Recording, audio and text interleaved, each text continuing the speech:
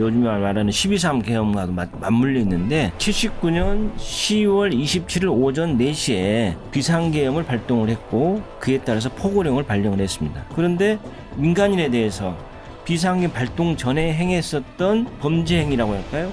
에 대해서 군법에 의해서 군 수사관이 수사를 하고 재판할 수 있는가? 그러니까 오늘 이제 어떤 범죄가 발생했는데 내일 비상계엄이 발동을 했어요. 비상계엄 발동 이전에 민간인, 이전의 시각에 있었던 사건에 대해서 군법의 재판을 할 수 있는가? 헌병대에 가서 또는 보안사에 끌려가서 수사를 받아야 되는 것인 이 적법성 문제. 그때 제대로 된 비상계엄 요건에 대한 사법적 판단이 이루어지지 않다 보니까 사실 그 역사가 비극적으로 12.3 계엄을 만드는 게 아닌가.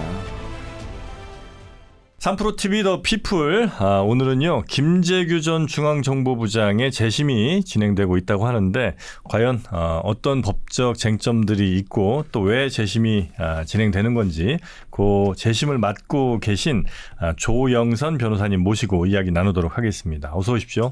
반갑습니다. 네, 조영선입니다. 반갑습니다.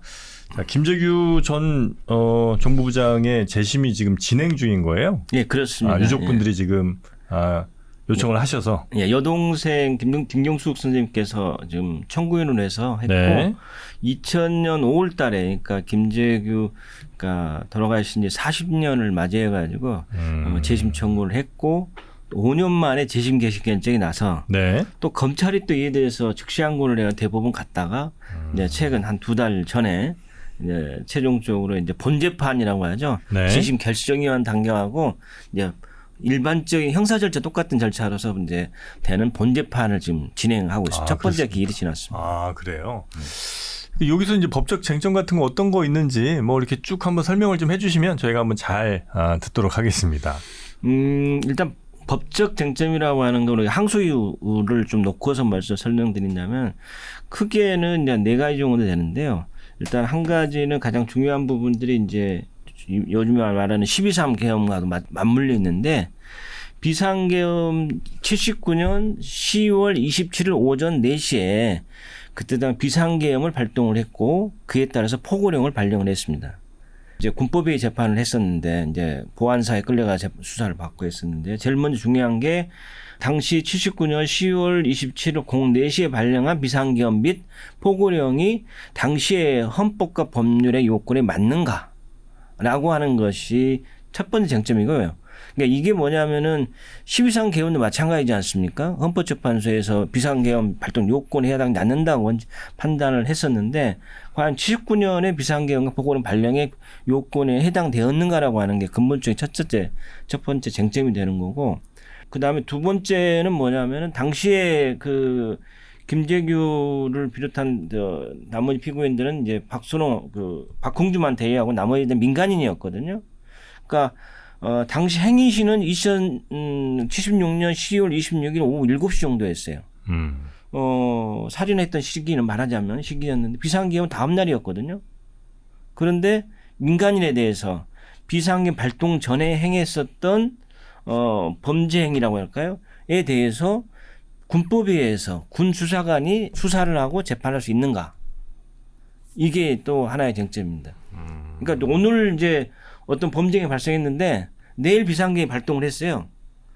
그런데 이전에 비상계엄 발동 이전에 민간인 이전의 시각에 있었던 사건에 대해서 군법의 재판을 할 수 있는가? 보안사에 보안 헌병대에 가서 또는 보안사에 끌려가서 수사를 받아야 되는 것인 이 적법성 문제. 이게 두 번째 쟁점이고 세 번째는 이제 사실 좀 중요한 쟁점이 있는 내란 목적 수계 미수거든요. 그러니까 내란 목적이 있었는지에 관련된 부분들입니다.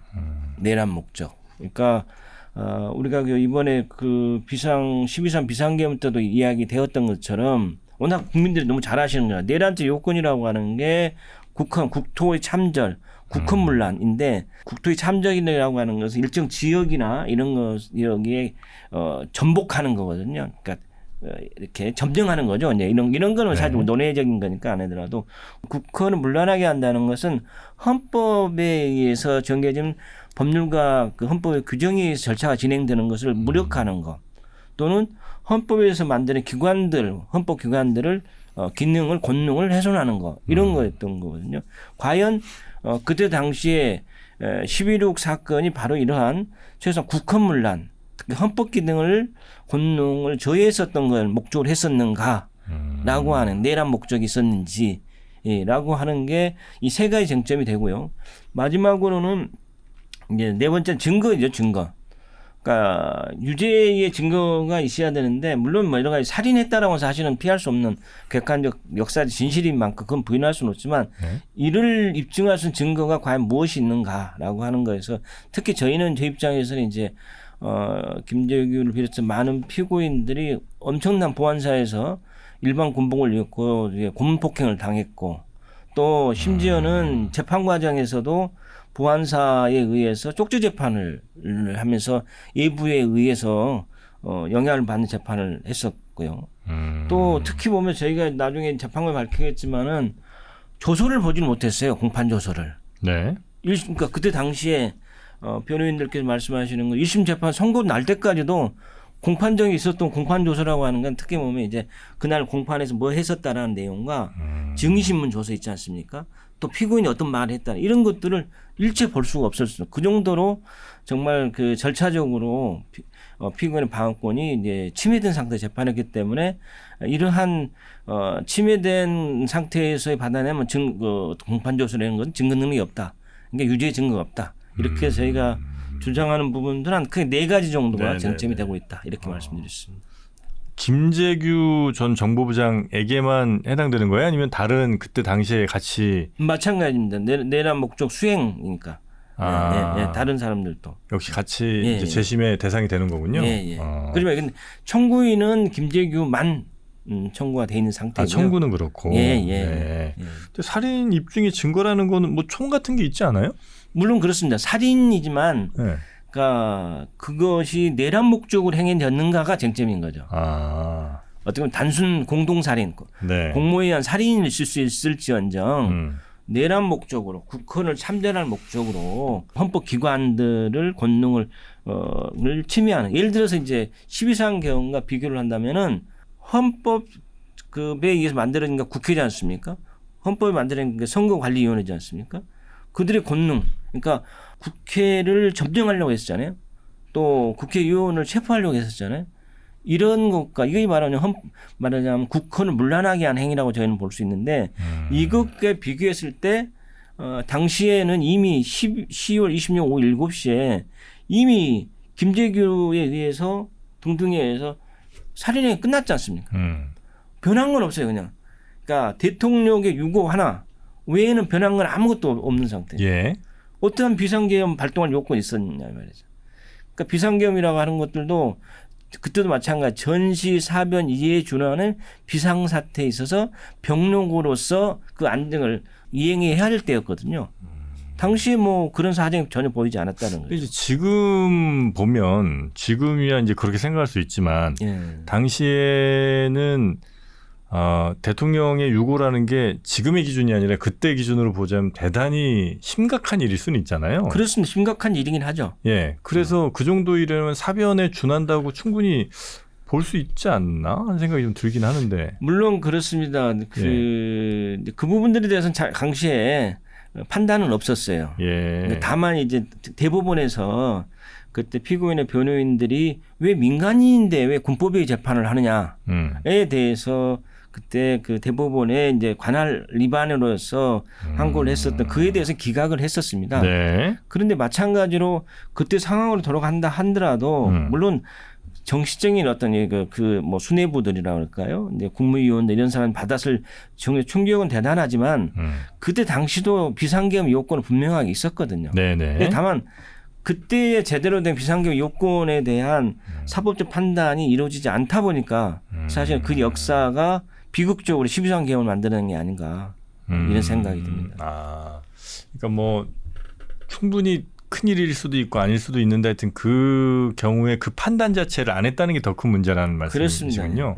정말 이게 큰일인지 비상계엄을 할 만한 일인지에 대한 법적 판단을 좀 했었어야 되는데. 뭐 그렇습니다. 그러니까 가정적으로 이야기한다면은 그때 당시에 만일에 비상계엄이 발동 요건이 안 된다 또는 네. 그건 안 하더라도 이 민간인에서 왜 비상계엄 민간인에 대해서 왜 군법에서 재판을 하느냐, 왜 보안사에 끌려가 수사하느냐 이런 문제들에 대해서만 막았더라도 사실 그 뒤에 12.12 사건이 일어날 수는 없었죠. 아, 역사는 그런가요? 참 가정이지만 예. 만일에 그때 됐다면은 아마 12.12 사태는 아마도 없었지 않을까라고 하는 역사적 후회랄까요? 네, 뭐 가정이니까 뭐 좀 어떻게 될지 모르겠습니다만 네. 당시에 근데 중앙정보부장이 군인 신분은 아닌 거죠? 네, 군인 아니었죠. 아, 네, 박궁주 대령만 예. 이제 현역 대령 신분이었고 그래서 이제 단심으로 끝나버렸죠. 근데 예를 들면 말씀하신 것처럼 그런 군인들을 지휘할 위치에 있었으니까 그런 의미에서는 군법으로 다스릴 수 있는 건 아니에요, 혹시? 그건 아닙니다. 예. 아. 예. 어떤 중앙정보부는 예. 군인들이 한 조직이 아니죠. 파견원 직원들이 군인들이 있을 뿐이지 거기는 엄연히 공무원일 뿐인 거죠. 공무원. 네네네. 민간인인 공무원. 다만 이제 그때 워낙 이른바 군정처럼 그냥 군인들이 막 또 국회의원도 하다가 뭐 이렇게 왔다 갔다 하는 그런 경우도 워낙 많았으니까 예. 네, 뭐 중앙정보부를 하더라도 사실 이제 군인 하다가 다 온 거잖아요, 그죠? 유정의 뭐 의원들도 있고 막 그러는데, 네. 그래서 이제 군인처럼 뭐 지휘도 하곤 했습니다만 사실 그 정확한 법적 지위를 보면 민간인이니까 민간인이죠. 당연히 민간 법정에서 뭐 1, 2, 3심을 거쳤어야 되는데 군법에 의해서 단심으로 끝낸 그렇습니다. 그건 이제 그럴 수 있는. 박궁주 대령 같은 네. 경우는 정말 3월달에 사형 집행되었었는데 네. 그 재판 과정에서도 이제 변호인들이 이거에 대한 문제적인 기속적으로 하거든요. 군법의 재판의 문제점들에 대해서 특히 박궁주 같은 경우는 바로 이 재판 끝나면 바로 집행이 될 수 있다. 네. 이거에 대한 심각하게 생각이 달라고 했지만 뭐 이른지하에 다 기각돼 버린 사안이죠. 그분이 저희가 그때 그 사람들이란 영화에서 한석규 씨가 맡았던 네. 그 분이죠. 그 영화 참 재밌게 보긴 했습니다만 참 안타까운 우리 역사의 한 페이지긴 하고요. 그래서 아까 말씀 주신 것처럼 10월 26일 이후 10월 27일에 그 비상계엄도 요거 위헌일 가능성이 좀 높다라고 보신다는 거죠? 그 윤석열의 그 12.3 계엄이 상당히 비상계엄이라고 하는 거, 포고령이라고 하는 것을 한 45년 만에 불러낸 거거든요. 네. 상당히 좀 이제까지나 국민들에서 포고령이 뭔지 비상계엄이 뭔지 별로 관심이 없었을 겁니다. 그런데 이번 계기로 해서는 상당히 의미 있게 저는 보고 있습니다. 그래서 재판부에서도 이번에 저희 변호인과 검찰 측에 대해서 그때 당 비상계엄이 적법한 요건에 발동되었는 건지에 대해서 당시 상황에 대한 자료 또 국무회의에 있었던 어떤 논의가 있었는지 자료를 제출할 것을 요청을 했습니다. 그때 그러니까 자료가 있긴 있어요? 국무회의 자료는 있는 걸로 알고 있습니다. 그래요? 그 당시에. 그래서 그런 부분들은 네. 기본적인 재판관의 문제이기 때문에 내용의 문제보다도 그러니까 지금 쉽게 생각해서 지금 여기 우리 프로듀서랑 네. DJ를 그냥 보안사에 잡아가서 재판을 한다고 생각을 해봐요.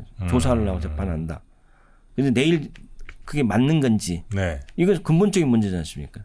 도둑질 했느냐 안 했느냐가 중요한 게 아니라 네. 그 사람이 수사할 권한이 있었는지 당시에 보안사가 그리고 단지 군법회의가 재판을 할 수 있는 권한이 있었는지 이거는 상당히 본질의 문제보다 근본적인 전제의 문제일 수 있기 때문에 저희들은 뭐 그 모든 걸 다 주장합니다마는 네. 최소한 이제까지 비상계엄이라고 하는 게 대통령이 마음대로 할 수 있는 권한으로 상당히 오해되는 부분이 있다. 특히 윤석열 대통령조차도 아마 그런 인식이 강했던 것 같아요. 네.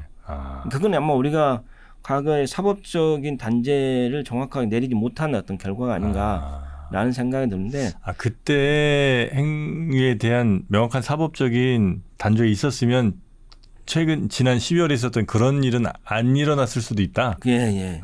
뭐 그럴 수 있겠네요. 그리고 또 어떤 문제가 있냐면은 이제 간과하고 있는 부분들이 그러니까 70년대 긴급조치라고 하는 게 있습니다. 네. 그러니까 유신헌법에서 만든 긴급조치가 있었는데 그러니까 74년 1월 8일 날 1호부터 해서 9호까지 특히 네 가지 용어가 발동이 됐는데 우리가 지금 생각하면 참으로 어이없는 부분들이 뭐냐면은 그걸 긴급조치를 발동한 것은 헌법 제53조에서 근원을 하는 거거든요. 그런데 거기에 보면은 헌법 그 긴급조치 1호나 그 4호 같은 경우 보면은 헌법 개정을 청원하는 행위, 폐지를 청원하는 행위. 그러니까 왜냐하면 그 당시에 유신헌법 철폐 운동을 했었거든요. 네네네. 이것을 운동하는 사람들에 대해서도 사형 무기까지 할 수 있도록 또 군법에 재판할 수 있도록 만들었었거든요. 그래서 그건 정말 어떠한 정권에서 그건 있을 수 없는 문제인데도 불구하고 네. 그런 그 긴급조치에서 많은 사람들이 잡혀 들어갔지 않습니까? 근데 이제 그 긴급조치에 대해서 2010년도에 12월 달에 1호에 대해서 대법원에서 위헌 무효 판결이 나왔습니다. 위헌 무효. 예. 그래서 이거- 무죄 판결이 났거든요. 긴급조치 1호 위반한 사람들, 1호 자체가 위헌이기 때문에 예. 위반한 사람들에 대한 처벌도 무효다. 다 무죄. 예. 그리고 또 4호 민청항 사건이랄지 여기에 대해서 다 마찬가지로 위헌 무효됐거든요. 네. 거기서 이야기되었던 긴급조치 발동 요건 내후 예란의 비상사태에 있어서 이에 준하는 비상사태가 있었을 때 긴급조치를 취할 수 있다고 하는데 계엄이 있고 긴급조치 그에 하위에 있는 긴급조치가 있었습니다. 비상사태에 준한다고. 근데 그때 그런 요건에 해당하지 않는다고 명시적으로 판단을 했거든요. 네. 그리고 그런 어떤 국가 긴급권에 관련된 판단에도 있었고 정승화에 대해서도 그 내란 방조 혐의에 대해서도 무죄가 나왔습니다. 그래서 거기에서도 그때 비상 그 계엄 발동 요건에 해당되지 않는다는 판단한 바 있습니다. 정승화 총장이요? 예. 무죄 나왔거든요. 정승화 총장에 대해서도. 네. 그래서 꼭 그 국가 긴급권 특히 비상계엄과 관련해서 판단이 없는 건 아니다. 또 나아가서 가장 핵심적인 거는 12.12 사태 12.12를 군사 반란으로 규정했지 않습니까? 네네. 그래서 처벌을 했지 않습니까? 그런 내용들도 마찬가지고 또 그 비상계엄 확대 조치 그러니까 5.18 네네. 5월 17일 날 저녁에 확대 조치에 대해서도 그것도 위헌이라고 나왔습니다. 그러니까 말하자면 이제 비상계엄에 따르는 비상계엄이 하나 있으면은 비상계엄을 잊게 만들 포고령들이 있어요. 1호, 2호, 3호 이렇게 쭉 네네. 뭘 하지 마라 이렇게 있었는데 그러니까 그 5.18 관련해서는 그 포고령 제10호가 네. 위헌이다라고 해서 5.18 관련 분들이 보상을 받게 되는 근거가 된 거고 또 8월 달에 했던 삼천교육대 관련된 네. 이분들에서 포고령 13호인데 이것도 위헌 무효다 해서 삼천교육대가 잘못 잡혀갔다 이 사람들. 그래서 피해 구제를 하거든요. 그러니까 어떤 말씀 드리자면은 비상계엄을 발동한 요건 그리고 포고령 부분들이 역사적으로 이미 단전에 이루어졌다. 네. 그럼에도 불구하고 12.3이 나타나는 것은 제대로 역사 속에서 배우지 못한 결과가 아닌가 이런 생각이 든다는 취지입니다. 그럼 이번 이제 재심 들어가는 거는 당연히 판결 자체로도 의미가 있지만 또 과거의 그 일들이 우리한테 지금 어떤 정도의 의미를 갖는지를 보여주는 역할도 꽤 크다. 그렇습니다. 이렇게 이제 예, 상징적으로 예. 보이는 거군요. 역사는 뭐 반복된다고 하면서 그잖아요. 반복된 한 번은 비극을 한 번은 희극으로 온다는데 역사는 그러면서 발전돼 가고 있다고 저는 생각을 합니다. 이번 재심 그래서 몇 번 정도의 뭐 앞으로 기일 내지는 혹시 이거 재심은 2번, 3번 안 하죠?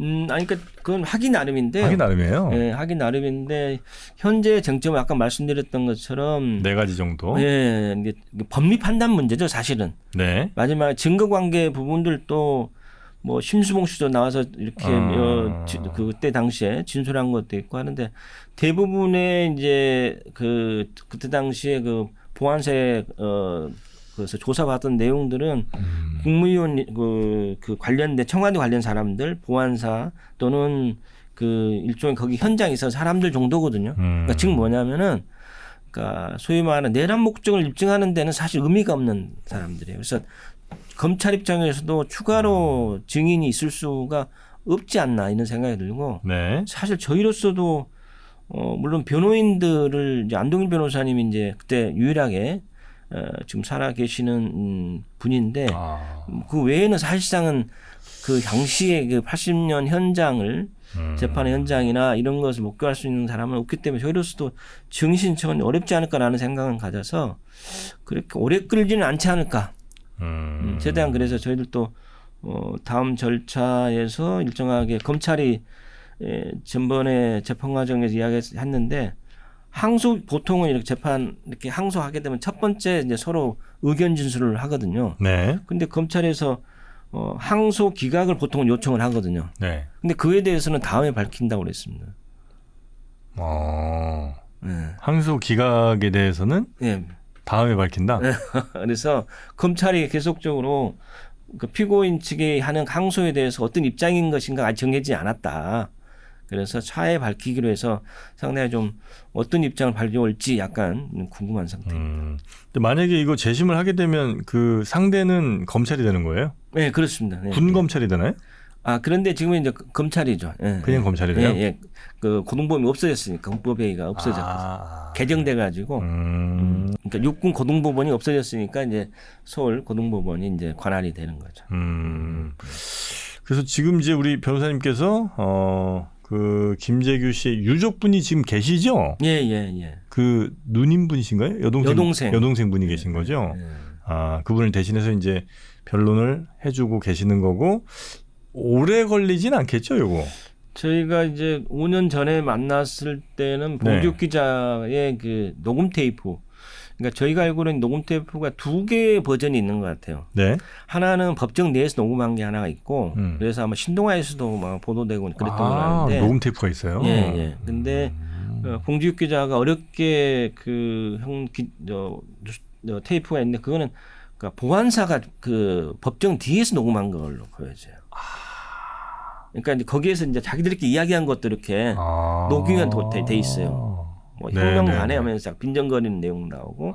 그래서 저희가 그걸 테이프를 두면서 이것과 그 공판 조서의 내용이 일치해야 되는데 불구하고 그 틀린 부분들도 일부 찾아내고 그러면서 이제 유각 만들어내고 만나서 재심 청구하자. 그래서 같이 우리 이제 지금 하고 있는 게 이상희 변호사님하고 이제 이영기 변호사님하고 같이 셋이서 5년 전부터 지금 계속 하고 있습니다. 네, 이게 만약에 저 재심에 의해서 결과 바뀌게 되면 혹시 유족분들은 좀 국가로부터 어떤 보상 같은 거에 대상이 되기도 하나요?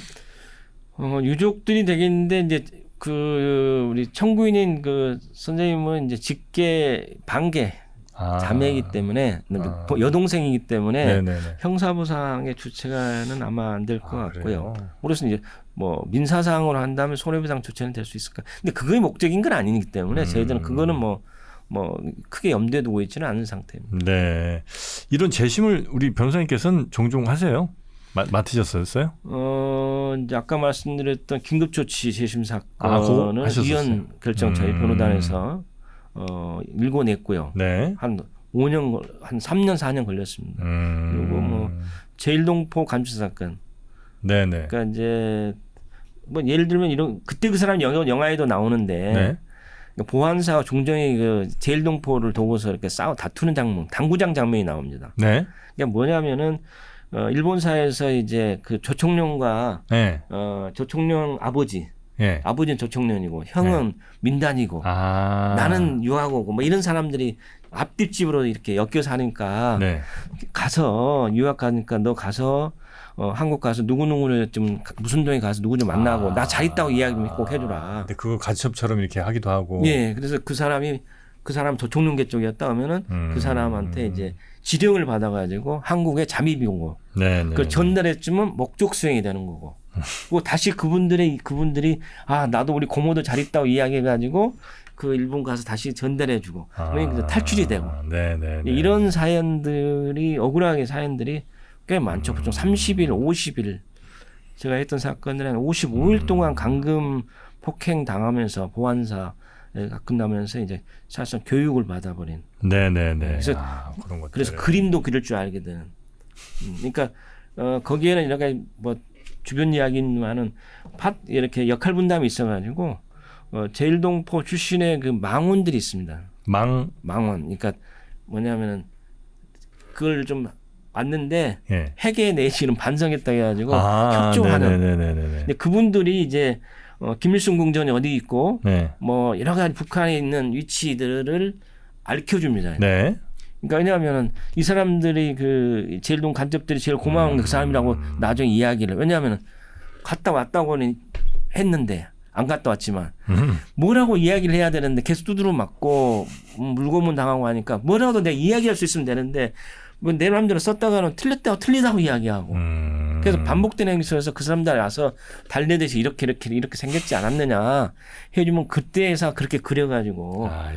김일성 궁정 위치 어디 위치 이렇게 해가지고 사실에 부합되는 진술을 했다라고 하는 그런 이야기. 그런 뭐 제일동포 네. 사건들도 우리 뭐 지난 뭐 일들 지금 생각하면 말도 안 되는 일들이 참 많이 아마 벌어졌던 것 같고요. 뭐 그런 걸 근데 뭐 예전 일이라고 그냥 있는 거 말고 다시 이제 재심이든 어떤 방법들을 통해서 앞으로 다시 그 비슷한 잘못들을 하지 않도록 하는 거, 그거는 이제 이렇게 재심이나 뭐 우리 변호사님이 하는 일로 굉장히 좀 가능하지 않을까 하는 생각을 좀 하게 되고요. 어쨌든 이거 많은 분들이 좀 관심을 가지시면 좋을 것 같긴 한데, 그런 분들께 좀 관심을 좀 가져달라 아니면 이 재판이 이만큼 중요한 거다라고 만약에 말씀을 좀 해주실 게 있다면 어떤 말씀 좀 주시겠습니까?